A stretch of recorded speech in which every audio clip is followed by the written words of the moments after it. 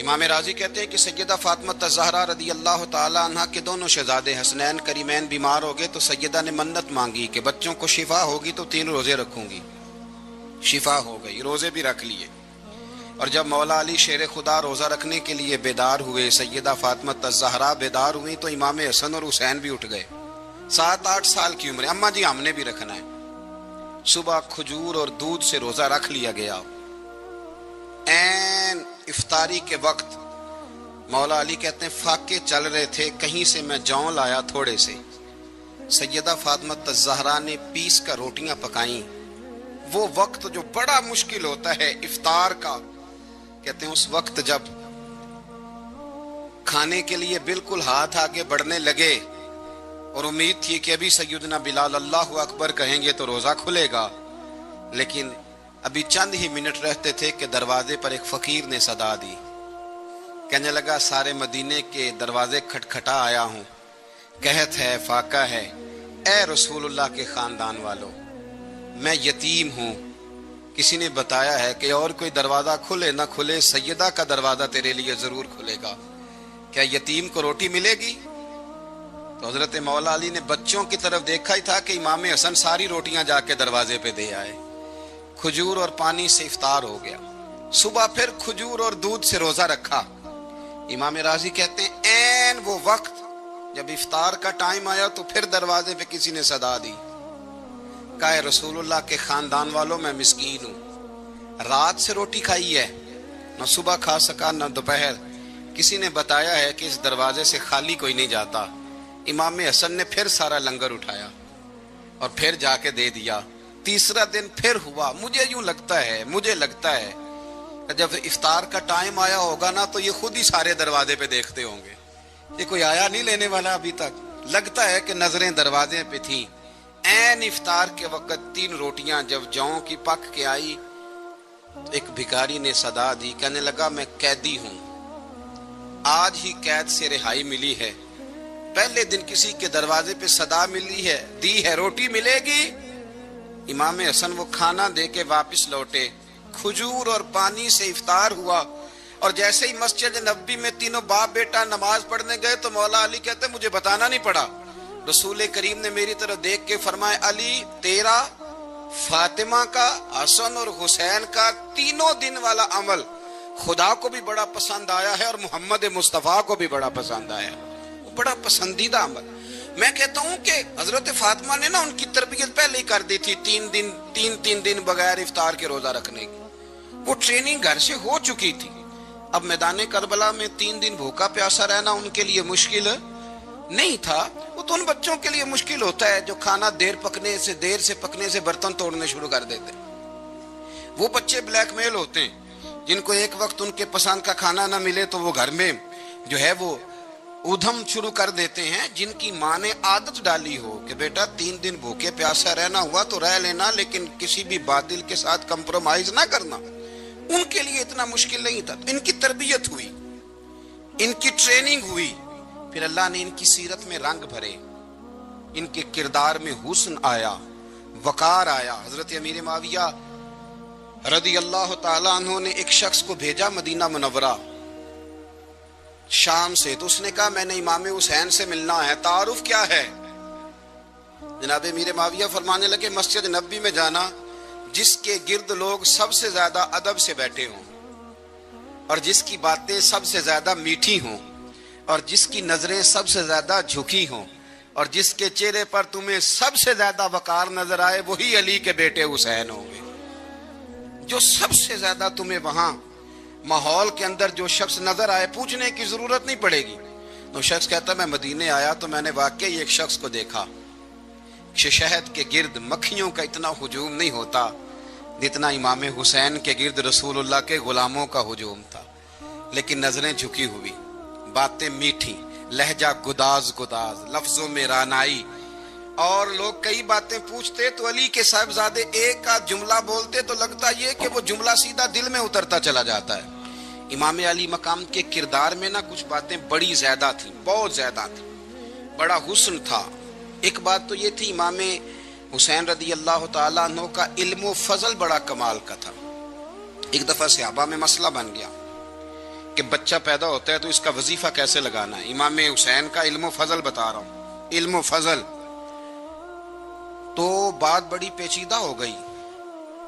حضرت عبداللہ ابن زبیر کے پاس لوگ آئے، کہنے لگے کہ آپ بڑے صاحب علم و فضل ہیں، آپ نے حضور علیہ الصلوۃ والسلام کے ساتھ وقت گزارا ہے، تو مسئلے کو حل کریں کہ بچہ پیدا ہونے کے بعد حکومت اگر وظیفہ لگائے گی تو کب لگائے گی. جب بحث طول پکڑ گئی، مسئلہ حل نہیں ہوتا تھا، تو حضرت عبداللہ ابن زبیر کہنے لگے ہم سے نہیں حل ہوگا. ایک بندہ ہے جس کے سینے میں رسول اللہ صلی اللہ تعالی علیہ وسلم کے نور نبوت کا فیضان ہے، وہ یہ مسئلہ حل کریں گے. تو کہا وہ کون سے؟ آپ فرمانے لگے جب ہم سے مسائل حل نہیں ہوتے تو ہم ان کے علم سے فائدہ اٹھاتے ہیں. کہا کون ہے؟ کہا جناب امام حسین. تو لوگ حضرت امام حسین کے پاس گئے کہ حضرت یہ ایک مسئلہ الجھ گیا ہے کہ بچہ پیدا ہو تو وظیفہ کب لگانا ہے. فرمایا الجھنے والی بات ہی کوئی نہیں، پیدا ہونے کے بعد جب وہ پہلی دفعہ آواز نکالے تو اس کا وظیفہ لگا دو. اس کا مطلب یہ ہے کہ وہ دنیا میں آ گیا ہے، اس نے اپنے آنے کا اظہار کر دیا ہے، اعلان کر دیا ہے، اب اس کا وظیفہ لگا دو. تو اس پر پھر صحابہ کا اتفاق ہو گیا. امام حسین کے علم سے، فضل سے لوگ فیض اٹھاتے تھے. پھر اس کے ساتھ ساتھ امام حسین کا ذوق عبادت بڑا شاندار تھا، بڑا زبردست ذوق. علامہ جوزی نے لکھا ہے وکان الحسین رضی اللہ تعالی عنہ فاضلا کثیر الصوم والصلاۃ والحج والصدقۃ وافعال الخیر جمیعا. آپ فرماتے ہیں کہ امام حسین زیادہ نمازیں پڑھنے والے تھے، کثرت سے سجدے کرنے والے، کثرت سے روزے رکھنے والے، زیادہ حج کرنے والے، اور امام حسین صدقہ دینے والے اور نیکی کے کاموں میں شدت کرنے والے تھے. امام حسین کا جو ذوق عبادت تھا وہ اتنا شاندار تھا کہ آپ فرض نماز کے علاوہ روزانہ 100 رکعت نماز نفل ادا فرمایا کرتے. اور امام حسین فرماتے زندگی میں کبھی ایسا نہیں ہوا کہ 3 دن گزر گئے اور حسین کا قرآن پاک ختم نہ ہوا. 25 حج کیے امام حسین نے مدینہ منورہ سے مکہ مکرمہ پیدل جا کے، 25 حج. اب تو نسبت والے لوگوں کو عبادت کی ضرورت نہیں نا، اللہ ماشاءاللہ کہتے ہیں نسبت بڑی ہے. بھئی جن کی نسبت اتنی خاص تھی کہ حضور نے فرمایا یہ فاطمہ کے نہیں میرے بیٹے ہیں، ان کا تو حال یہ ہے کہ فرض کے علاوہ 100 نفل، 3 دن سے پہلے ختم قرآن پاک، 25 حج فرمائے. تو کس نسبت کی بات کرتا ہے؟ یہ نسبتیں تو ہیں جو انسان کو عبادت کے قریب کرتی ہیں. لوگوں نے معیار ہی بدل دیا ہے. حضرت سیدنا امام حسین کی شہادت کے بعد حضرت عبداللہ ابن زبیر رضی اللہ تعالیٰ عنہ نے قاتلان حسین سے خطاب کیا اور فرمانے لگے اللہ کی قسم تم نے اس شخص کو شہید کیا ہے جو راتوں کو لمبے لمبے قیام کرتا تھا، اور تم نے اس شخص کو شہید کیا ہے جس سے میں دن میں جب بھی ملتا تھا تو وہ روزے سے ہوتا تھا. تم نے اس شخص کو شہید کیا جو قائم اللیل تھا، صائم الدہر تھا، اس شخص کو تم نے شہید کیا. آپ کو پتہ ہے کہ میدان کربلا میں جب 9 محرم کو ابن سعد نے امام حسین سے کہا کہ جنگ کرو، اگر یزید کی بیعت نہیں کرنی، تو امام حسین نے فرمایا 1 رات کی مہلت دے دو، 1 رات کی مہلت دے دو. حضرت امام زین العابدین کہتے ہیں میں نے اپنے والد گرامی سے عرض کی کہ ابا جی آپ جہاد سے دور جانے والے تو ہیں نہیں، آپ تو جہاد سے پیار کرنے والے، اور یہ بھی پتہ ہے مجھے کہ یہ جنگ اب ہو کے رہے گی، تو 1 رات کی مہلت لینے کا معنی کیا ہے؟ بھئی کل بھی لڑنا ہے اور رات بھی لڑنا ہے، تو ابا جی 1 رات کی مہلت. تو سیدنا امام حسین رضی اللہ تعالیٰ عنہ فرمانے لگے بیٹا رات کی مہلت اس لیے لی ہے کہ میں آج رات کھل کے اپنے رب کی عبادت کر لوں، میں استغفار کر لوں، میں لمبے سجدے کروں. اور کہا زین العابدین تو جانتا ہے نا کہ مجھے نماز سے، تلاوت سے، دعا سے اور استغفار سے بڑا پیار ہے. نماز سے مجھے پیار ہے، دعا سے مجھے پیار ہے، استغفار سے مجھے پیار ہے. فرمایا بیٹا میں نے اس لیے نہیں کہ میں چاہتا ہوں 1 رات اور دنیا میں رہوں. تو امام زین العابدین فرماتے ہیں امام علی مقام نے سجدے پہلے بھی بڑے کیے، پر 9-10 کی درمیانی رات جو ان کے سجدے تھے وہ میں نے کبھی نہیں دیکھے. فرماتے ہیں تیمم کے ساتھ وہ رات کی جو عبادتوں کا رنگ تھا وہ میں نے کبھی نہیں دیکھا. امام علی مقام کا عبادت کا ذوق تھا، شوق تھا، لذت تھی. آپ یقین کریں ایسے ایسے عجیب بہانے ہم لوگ کہتے ہیں میرا نماز میں دل نہیں لگتا، تو میں کہتا ہوں تیرا گپ شپ میں کس طرح لگتا ہے؟ تیرا موبائل پہ کیسے لگتا ہے بھائی؟ یہ تو بھائی ذوق کی بات ہے۔ امام حسین کہتے ہیں مجھے قرآن پاک سے پیار ہے، مجھے تلاوت سے پیار ہے، مجھے دعا سے پیار ہے، مجھے استغفار سے پیار۔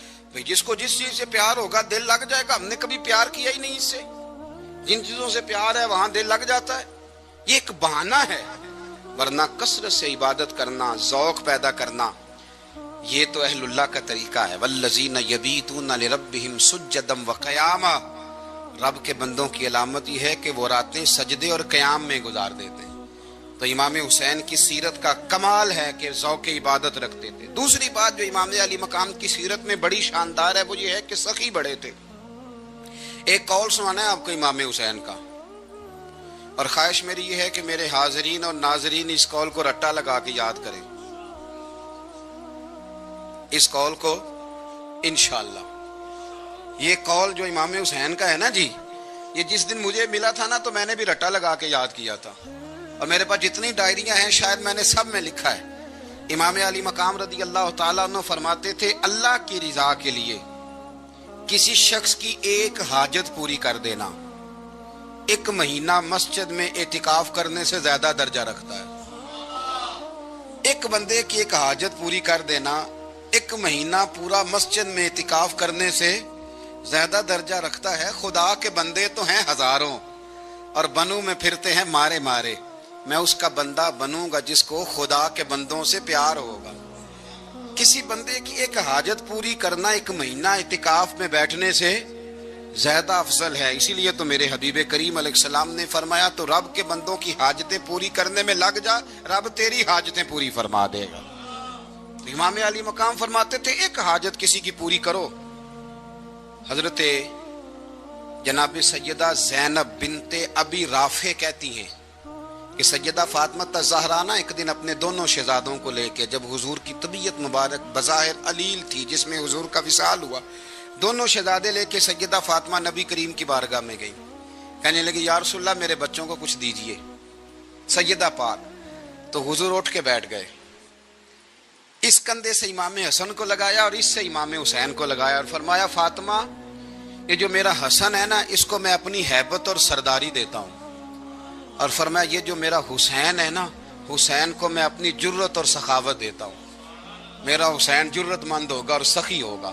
داتا گانج بخش علی حجویری، امام الاولیاء، سید الاسفیاء، داتا صاحب کشف المعجوب میں فرماتے ہیں ایک دن نا امام حسین کے پاس ایک شخص آیا بڑی دور سے کچھ مانگنے کا، حضور کچھ دیجئے۔ وہ شخص کہتا ہے کہ میرا ظرف یہ تھا کہ 4-5 دینار ملیں گے۔ تو امام حسین فرمانے لگے تھوڑی دیر بیٹھ جا، رزق آ رہا ہے۔ تو امام حسین کو حکومت وقت کی طرف سے نا 5 تھیلیاں ملی جس میں ایک تھیلی میں 500 اشرفیاں تھیں، 5 تھیلیاں آئیں، لیکن اس کو آنے میں نا ذرا دیر ہو گئی۔ وہ 5 تھیلیاں جب آئی نا تو امام حسین اس کی طرف 5 تھیلیاں بڑھا کے نا، ذرا دیکھنا میری طرف غور سے، 5 تھیلیاں بڑھا کے نا تو فرمانے لگے میاں جتنا تجھے انتظار کرایا ہے نا اتنی ہم تیری حاجت پوری نہیں کر سکے۔ تو یہ نہ محسوس کرنا کہ حسین کے دروازے پہ بیٹھا بھی رہا ہوں تو ملا کیا ہے، یہ نہ محسوس کرنا۔ وہ شخص کہتا ہے جب میں نے وہ تھیلیاں کھولی اور پھر میری نظر امام حسین پہ پڑی تو میرے اندر سے آواز آئی اگر حسین ابن علی اتنے سخی ہیں تو محمد عربی کتنے سخی ہو۔ اگر یہ معیار ان کا ہے، ان کا یہ معیار ہے، اور خود بھیک دیں خود ہی کہیں منگتے کا بھلا ہو، خود کہنے لگے جتنا انتظار کرایا ہے اتنی تیری مدد کر سکے۔ یہ سخاوت کا معیار تھا، یہ طریقہ تھا۔ ایک دفعہ سیدنا امام حسین رضی اللہ تعالیٰ عنہ کے گھر کے اندر نا 5000 دینار آئے، مسجد میں تھے، آپ کو 5000 دینار ملے تو امام زین العابدین کہتے ہیں کہ مسجد سے لے کر گھر آنے تک امام حسین نے 5 کے 5000 اللہ کے رستے میں خیرات کر دی۔ فرماتے میں نے کہا ابا جی 5 دینار کی گھر میں ضرورت تھی، مالاں والے سخی نہیں ہوندے تے سخیاں کل مال نہیں ہوندا، ایتھے اوتھے دوویں جہانی سخی کنگال نہیں ہوندا۔ کہا ابا جی 5 دینار کی گھر میں ضرورت تھی، تو کہتے ہیں مجھے فرمانے لگے بیٹا یہ جن کو میں نے دیا ہے نا یہ گھر کے لیے ہی دیا ہے، یہ گھر کے لیے ہی دیا ہے، جن کو دیا ہے تمہارا کیا خیال ہے یہ باہر خرچ ہوا ہے، یہ گھر کے لیے ہی ہے۔ اس لیے کہ جب انسان دوسروں پر شفقت کرتا ہے تو اللہ اس کے گھر پہ رحمت فرماتا ہے۔ امام حسین کے مزاج میں پہلی بات میں نے ذوق عبادت کی عرض کی، دوسری بات عرض کر رہا ہوں کہ صحابہ حضرت اسامہ بن زید بڑے پیارے ہیں میرے نبی کریم کے، بڑے پیارے۔ حضرت اسامہ بن زید کے بارے میں سیدہ عائشہ صدیقہ فرماتی ہیں ان کے ناک سے اگر ریٹھ نکلتی تھی تو اللہ کے رسول اپنے دستے مبارک سے صاف کر دیتے تھے، اور سرکار فرماتے تھے کہ اگر اسامہ لڑکی ہوتا نا، ان کے غلام کے بیٹے تھے حضرت زید بن عمرو، اگر یہ لڑکی ہوتا میں اسے زیور پہناتا۔ بڑے پیارے تھے، لیکن جب ان کا آخری وقت آیا نا تو 60,000 دینار کا قرضہ تھا، رشتہ داروں سے کہا، دوستوں سے کہا، یاروں سے کہا، پر قرض ادا نہیں ہو رہا تھا۔ حضرت اسامہ بن زید کہتے ہیں بڑا پریشان تھا۔ جب حد ہو گئی نا تو حضرت اسامہ بن زید فرمانے لگے جاؤ کوئی حسین ابن علی کو خبر کرو، ان سے کہو میں نا غلام ہوں آپ کے نانا کا، مقروض دنیا سے چلا گیا تو کیا بنے گا۔ امام حسین کو خبر ملی تو دوڑے آئے۔ لاجپال اس پیر کو نہیں کہتے جو تگڑا نذرانہ لے کے تو ماتھا چوم لے، لاجپال تو اس کو کہتے ہیں کہ جب ضرورت پڑے تو وہ سر پہ موجود ہو۔ حضرت سیدنا امام حسین تشریف لائے تو جناب اسامہ بن زید رو پڑے، کہنے لگے حضور میں نے نا غلامی کی ہے آپ کے نانا کی، اور اس غلامی پہ ناز ہے، اب 60,000 دینار کا قرضہ لے کے دنیا سے جاؤں گا تو میری قبر پہ بوجھ رہے گا۔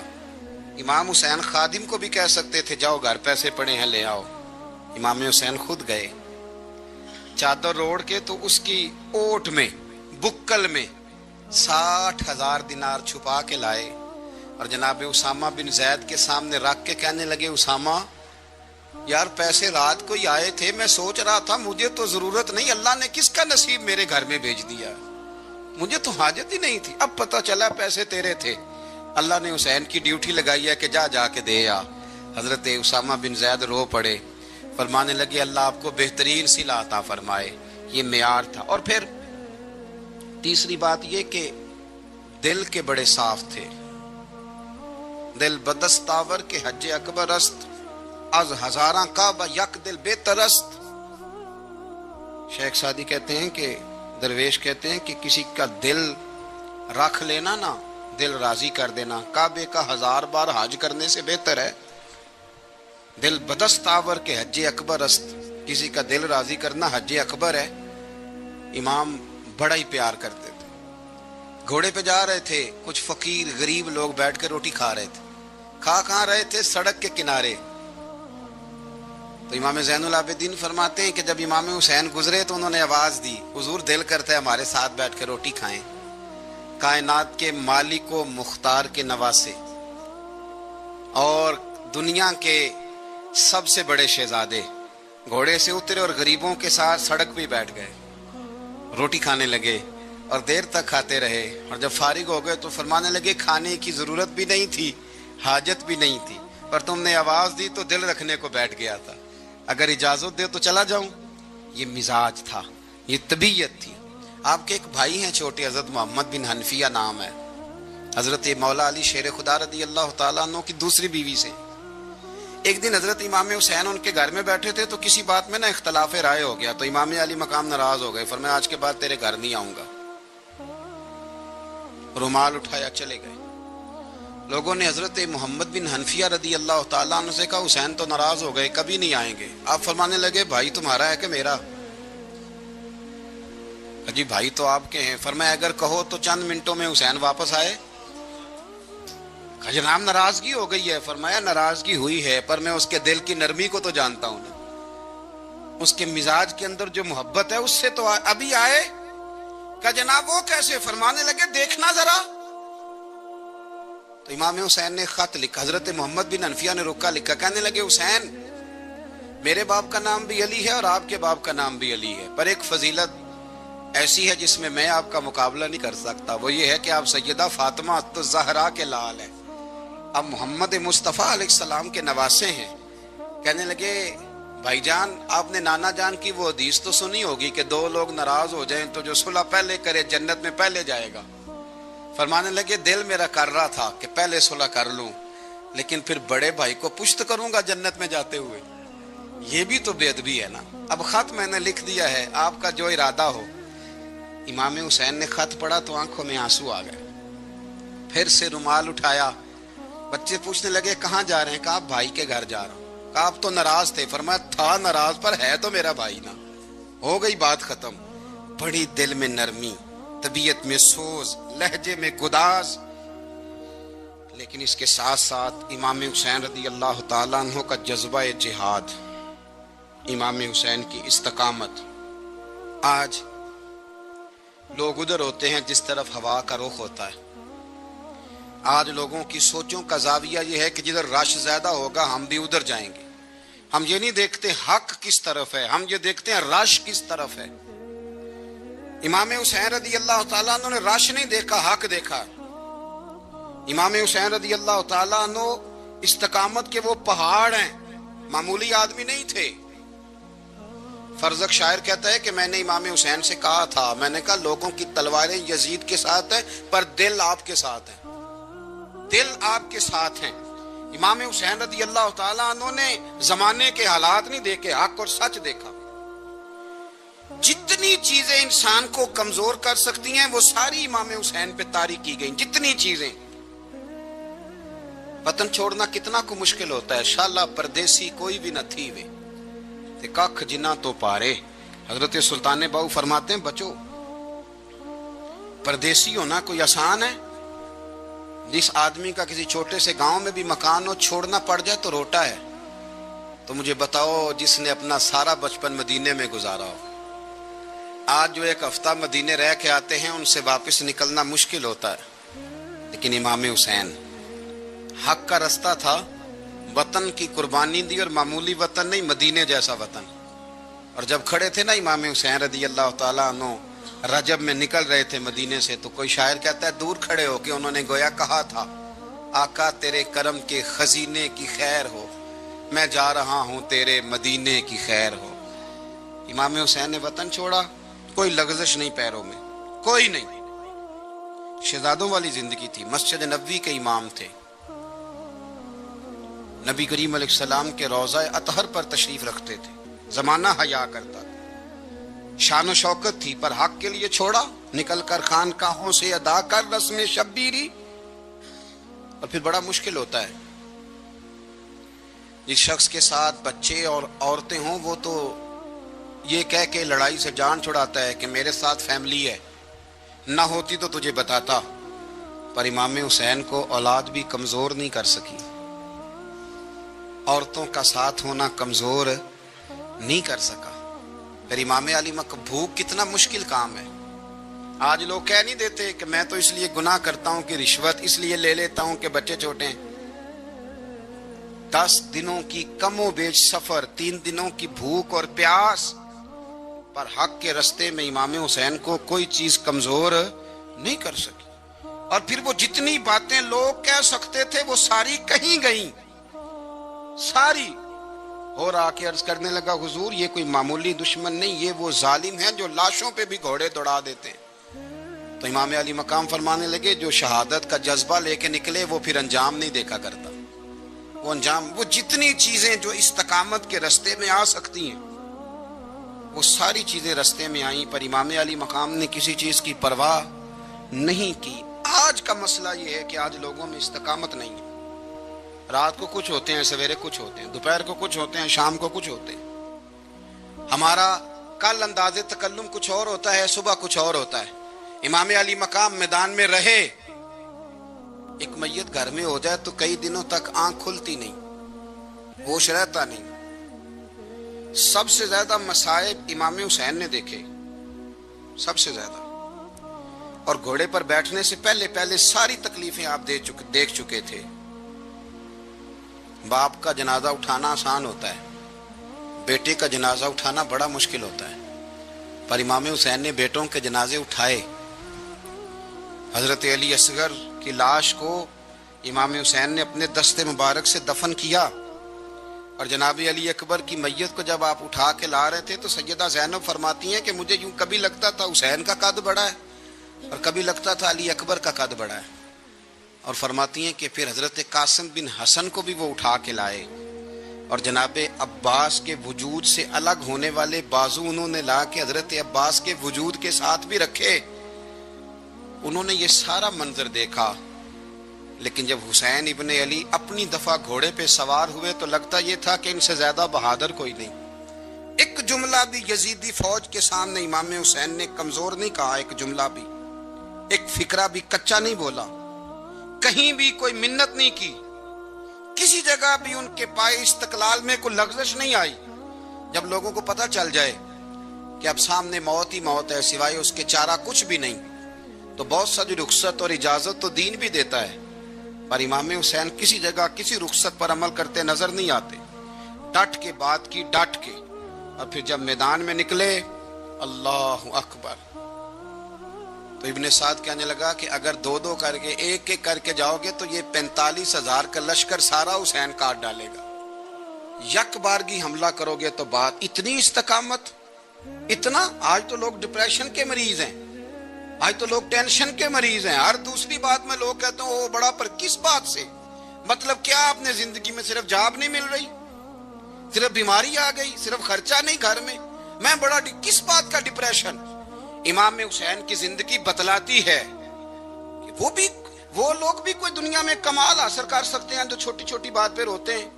مال بھی ہے، جوانی بھی ہے، گھر بھی ہے، مکان بھی ہے، بچے بھی ہیں، عزت بھی ہے، صرف پیسے نہیں. اور انسان ہے کہ آنکھیں نہیں کھل رہی، وہ سمجھتا ہے میں کسی کام کا ہی، فقط پیسے نہیں بس. او خدا کے بندو، امام علی مقام نے فرمایا سارا کچھ لٹا کے بھی جو میدان میں کھڑا رہے اسے حسین ابن علی کہا جاتا ہے، اسے حسین ابن علی کہا جاتا ہے. حسین ابن علی کی شان رفت کوئی کیا جانے، حسن جانے، علی جانے، نبی جانے، خدا جانے، کون جانے امام علی مقام کا معیار. تو امام حسین رضی اللہ تعالیٰ عنہ کی زندگی ہمیں بتاتی ہے کہ ذوق والی عبادت کرو. امام حسین کی زندگی ہمیں بتاتی ہے کہ جب تم سخاوت کرو تو پھر اپنی حیثیت سے بڑھ کر کرو. اور امام حسین کی زندگی ہمیں بتاتی ہے کہ دل میں کسی کے لیے کوئی بات نہ رکھو، صلح کرنے میں پہل کرو، محبتیں کرنے میں آگے بڑھو. اور امام حسین کی زندگی ہمیں بتلاتی ہے کہ جب دنیا میں تم نے کچھ کرنا ہے تو پھر ڈٹنا بھی سیکھو، پھر کھڑے ہونا بھی سیکھو. یہ نہ دیکھو کہ حالات. امام حسین نے ایک دن بھی حکومت نہیں کی، یزید نے 4.5 سال کی، لیکن قیامت تک دلوں پہ حکومت امام حسین کی رہے گی. رمضان المبارک مہینوں میں سے وہ عظیم مہینہ ہے جس کا نام اللہ نے قرآن میں بیان فرمایا. ارشاد فرمایا شہر رمضان الذی انزل فیہ القرآن، رمضان کا وہ مہینہ ہے جس میں ہم نے قرآن مجید کو نازل فرمایا. رمضان المبارک کی بے پناہ عظمتیں، اس کی شانیں، اس ماہ نور و سرور کی عظیم سعادت افروز گھڑیاں، یہ جب بھی آتی ہیں مسلمان کے حق میں اللہ کی رحمت کو لاتی ہیں. رمضان جب بھی آتا ہے اہل اسلام کے اوپر خدا کے فضل اور اس کی رحمت کا سایہ ہو جاتا ہے. اہل ایمان اس ماہ مبارک میں اپنے دل میں خاص نرمی، نیکی کا خاص جذبہ، اخوت، بھائی چارہ اور غم خاری کے خاص جذبات اپنے دل اور روح میں محسوس کرتے ہیں. عزیز دوستو، کچھ چیزیں بڑی غیر معمولی ہوتی ہیں، ان کی بہت زیادہ شان ہوتی ہے. کئی بار بھی ان باتوں کو سنیں اور 1000 بات بھی ان باتوں کو پڑھیں، 20 لوگوں کے مختلف انداز گفتگو سے بھی ان باتوں کو سنیں تو پھر بھی وہ شانیں ایسے لگتا ہے کہ نامکمل ہی رہ گئی. رمضان المبارک اتنی عظمت والا ماہ مبارک ہے کہ اس کا تذکرہ اللہ کے قرآن نے بھی کیا ہے اور حضور علیہ السلام نے بھی جا بجا ذکر فرمایا. اچھا، اس کے کچھ نام میں آپ کی خدمت میں پہلے عرض کرتا ہوں. ایک تو اس کا نام قرآن نے بیان کیا شہر رمضان، رمضان کا مہینہ. پھر اس ماہ مبارک کو کچھ ناموں سے نبی پاک صلی اللہ علیہ وسلم نے یاد فرمایا. یہ مشکات شریف میں حدیث موجود ہے. हुजूर अलैहिस्सलाम ने इस माह मुबारक का नाम लिया तो एक लफ्ज, एक जुमला हुजूर ने ये फरमाया कि शाहरुन अजीम, ये हुजूर ने बयान फरमाया। फरमाया अजमत वाला महीना, अजीम महीना। यानी किसी को कोई शख्स कहता है ये अजीम आलिम दीन है, ये अजीम हाफिज कुरान है, ये अजीम समाजी शख्सियत है, ये अजीम लीडर है, और जिसको हुजूर अजीम फरमाए, जिसको नबी करीम अलैहिस्सलाम कहें, सरकार फरमाए, मेरे नबी रहमत अलैहिस्सलाम फरमाए कि माह मुबारक जो रमज़ान है शाहरुन अजीम, ये बड़ा अजीम महीना है। अब खो जाए इंसान इसकी अजमतों में और चला जाए आलम हैरत में और ढूंढने लगे कि इसकी अजमतें क्या क्या हैं, इसकी शानें क्या क्या हैं, आखिर वो कितना को अजीम है जिसे मदीने वाले ने अजीम कहा है, उसके अंदर कितनी को अजमत पाई जाती है, कितनी को बुलंदी शान है, कितनी को रिफत है, जिसे नबी पाक अलैहिस्सलाम ने अजीम फरमाया। तो एक तो हुजूर ने फरमाया शाहरुन अजीम, और दूसरा हुजूर ने इसका नाम लिया, फरमाया शाहरुन मुबारक, फरमाया ये बड़ा मुबारक महीना है। ये लफ्ज़ मुबारक हमारे यहाँ उर्फ में भी इस्तेमाल होता है। ये जब कोई शख्स बोलता है ना मुबारक, तो उससे खुशखबरियां जहन में आती हैं, उससे कामयाबियां जहन में आती हैं। जब कहा जाता है आपको मुबारक हो, मुबारकबाद हो, तो इससे इंसान की हाशिया ख्याल में महसूस होता है कि कोई अजीम इनाम मिला है, कोई अजीम रहमत अता हुई है, कोई मुनफरद सा, हसीन सा, खूबसूरत सा तोहफा मिला, किसी बहुत बड़ी कामयाबी से अल्लाह ताला ने हमकिनार फरमाया है। तो फिर कहते हैं मुबारक हो।